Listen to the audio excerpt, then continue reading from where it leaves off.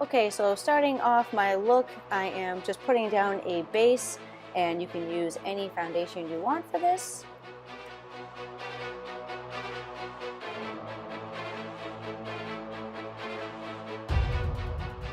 And now I'm just simply placing concealer all over my face just because I know that colors tend to pop more when you have concealer down and a very fresh base, but that's not powdered. So I am just simply doing that.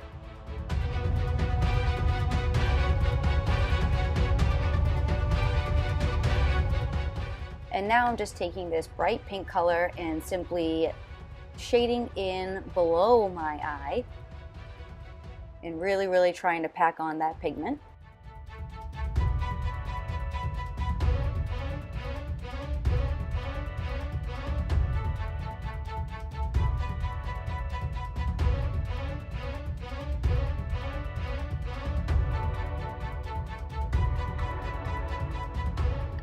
And now taking a vibrant red color and applying that to the other eye. Ooh, that is pigmented.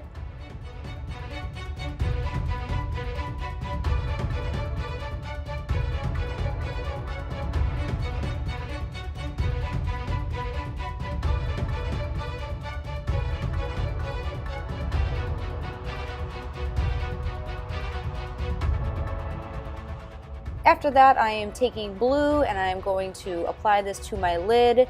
Like all of these colors, I am going back and forth and just applying and patting and blending and just trying to get the most vibrant color I can out of all of these colors.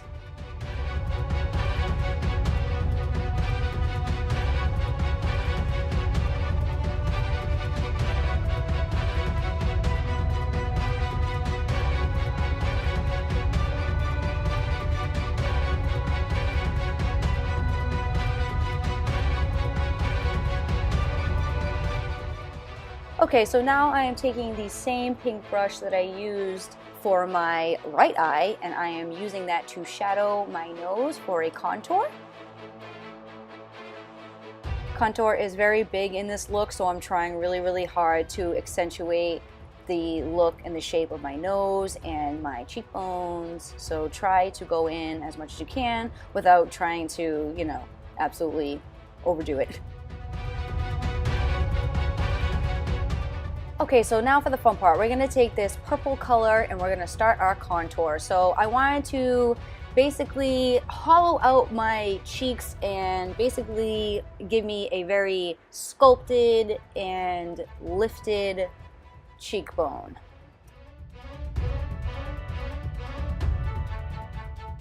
And obviously making sure that both sides are the same. Okay, so now we're gonna go in with this blue color, almost the same color as we did with our eyes. You can use the same color if you want to. I'm basically using the same brush because blue and purple are very close to the color spectrum. So I'm using one side of my brush for blue, one side of my brush for purple, and I'm using the purple side to blend in the blue and the purple together, and I'm using the blue side just to apply, if that makes any sense.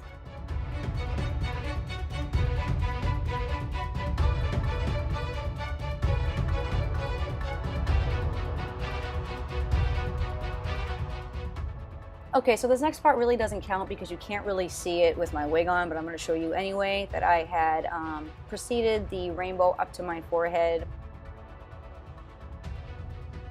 Okay, so now I'm going to go back in with this pink that we used for our eyes, and I'm going to start carving out our cheeks. Now this character is obviously very, you know, happy and rainbow, but they also have very carved out cheeks, so I want to make sure that you accentuate and you can see our cheekbones. And obviously going back and forth is kind of difficult because you just need to make sure that they are even, but you just have to keep looking back and forth. It's not that bad.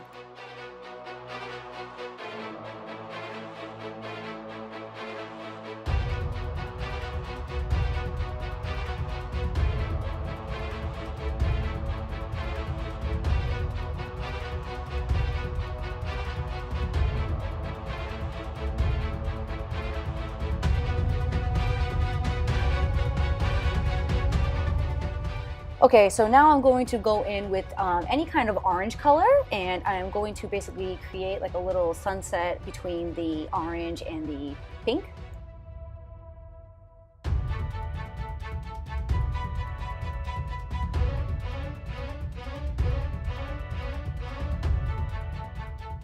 As you can see, I'm just going in and I'm blending some of the colors back together. After you apply, you want to blend. Apply and then blend.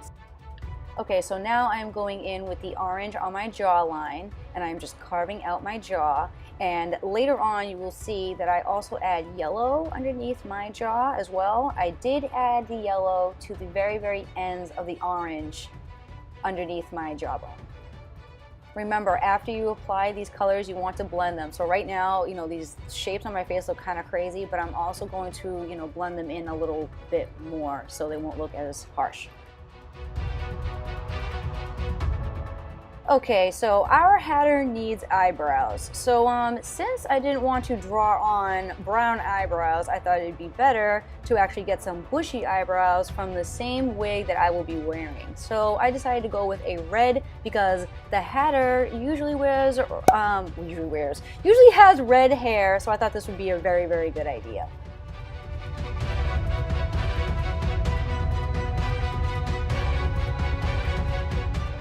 And now I'm going to be applying my lipstick, which just so happens to be NYX Liquid Suede, which I love so much.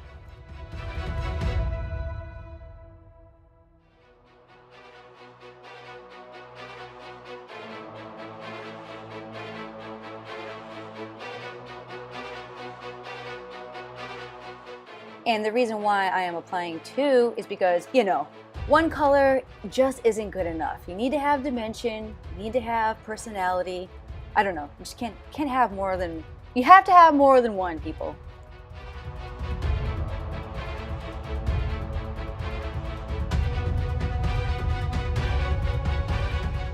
For my costume slash outfit, it is just literally stuff I found in my closet. It is just a blouse, a scarf, some pants, some shoes, and a blazer.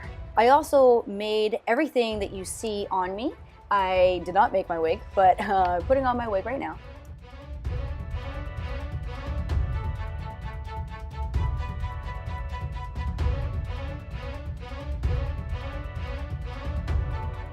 And my hat. And as you can see, my hat actually does not have the topper on it, so I thought this would be a better idea to make a topper so that I could save the hat later on. So instead of like gluing stuff all to it, I wouldn't have to, you know, have to remove it later on and then have an absolutely disgusting tuxedo hat. So what you're seeing here is me just literally laying a whole bunch of different ribbons down and starting this hat off. So as you can see in my other pictures at the beginning of the video, I basically had a decorated hat. Well, this is basically just a large round ribbon topper that goes on top of my hat. And this is what I said earlier, is just so I could have flexibility with wearing this hat later on for something different. And now we're just jazzing it up, just putting some rhinestones and some beads and some pearls and just making it pretty.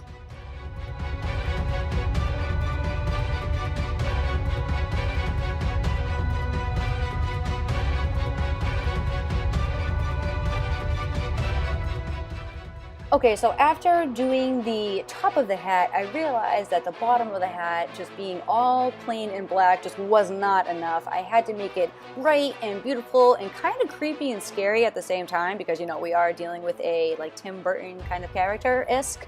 So I took a whole bunch of sewing needles, if you will, and I literally just simply pinned them into my hat. For the rest of the costume, it was basically just some arts and crafts. I took a lot of extra stuff that was laying around my house. I do love to sew, so I took a lot of these extra sewing things that I use for my sewing machine, and I just linked them together with a piece of ribbon to create my little sewing belt, if you will. And none of this is permanent. We can all take this off with a very simple rip and tug or cut. So, I mean, we're not really getting rid of all of this ribbon, it's just for show. Well, there you go, you guys. That was how I made this Tim Burton-esque lady hatter, rainbow hatter, whatever you want to call her. I really have always loved Alice in Wonderland, Tim Burton, just everything. I love those movies. I love that type of character, and I literally had these things lying around my house. This is all like stuff that I have used in the past. Every single tea set that you see in the beginning and the end of my video has been used for a baby shower in the past. So literally everything I am using has gone to no waste, or and despair, if you will. So everything was used and everything is going to be recycled later on, and I was just so excited to do this character and just so excited for you guys to see this, and I hope you liked her and I hope you enjoyed her, and I hope you guys tune in for more. Thank you, love you guys, bye. In that case, a very merry birthday to me, to you, a very merry birthday for me, for you. Now blow the candle out, my dear, and make your wish come true.